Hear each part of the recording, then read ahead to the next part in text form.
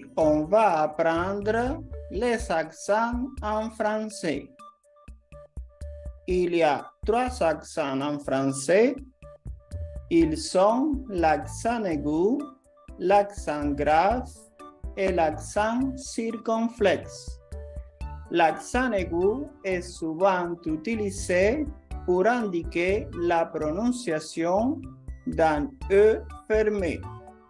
L'accent grave est utilisé pour indiquer la prononciation d'un E ouvert.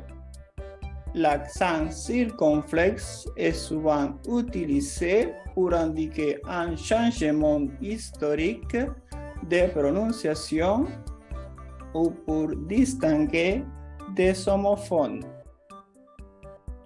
Aujourd'hui, on commence par l'accent aigu, qui est employé exclusivement sur la lettre E. On a ici un son E fermé.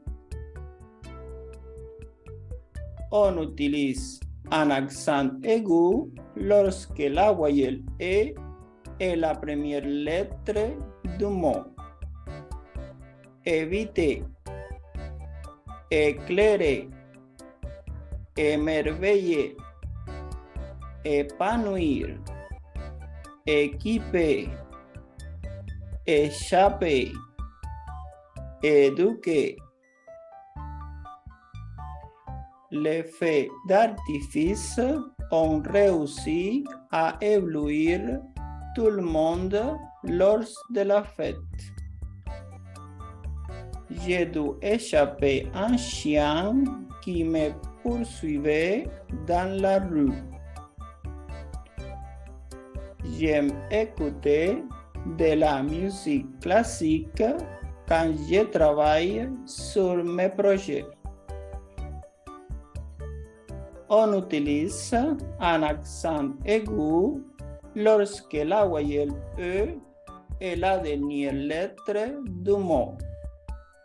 Par exemple, café, poupée, épée, canapé, fiancé, bébé, été, pâté.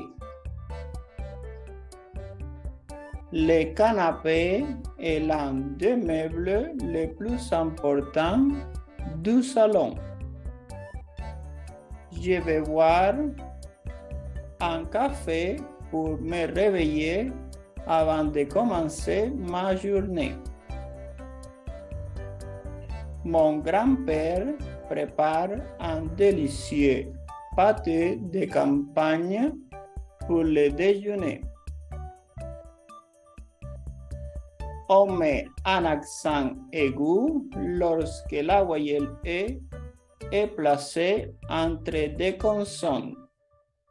Par exemple, célèbre, mélange, prélèvement, élément, pénètre, répéter, événement. Les événements sportifs attirent des milliers de personnes chaque année. J'ai préparé un mélange de fruits pour le petit déjeuner. La lumière pénètre dans la pièce à travers les rideaux. On met un accent aigu sur une lettre E précédant une syllabe sans E muet. Par exemple, un média, compléter, génération, généralement, illégal, considérer, amélioration. La génération actuelle est plus technologiquement avancée que celle d'il y a 20 ans. L'amélioration des conditions de travail est une priorité pour de nombreuses entreprises.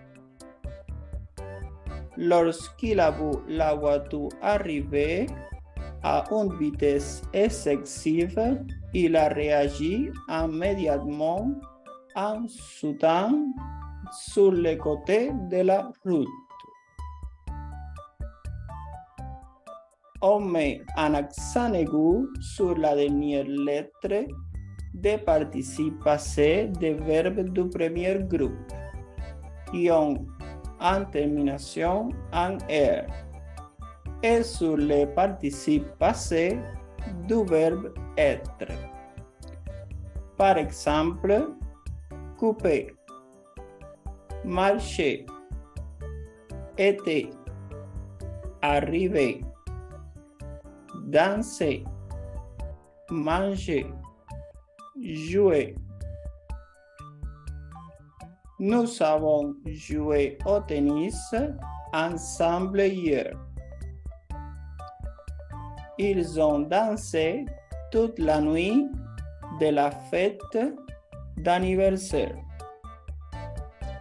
J'ai mangé une salade fraîche pour le déjeuner. On ne met pas d'accent aigu lorsque la voyelle E est suivie de D, F ou R, aussi Z est la dernière lettre du mot. Par exemple, neuf, clair, nez, pied, chez, premier, fief. Ce château était le fief de la famille royale pendant des siècles.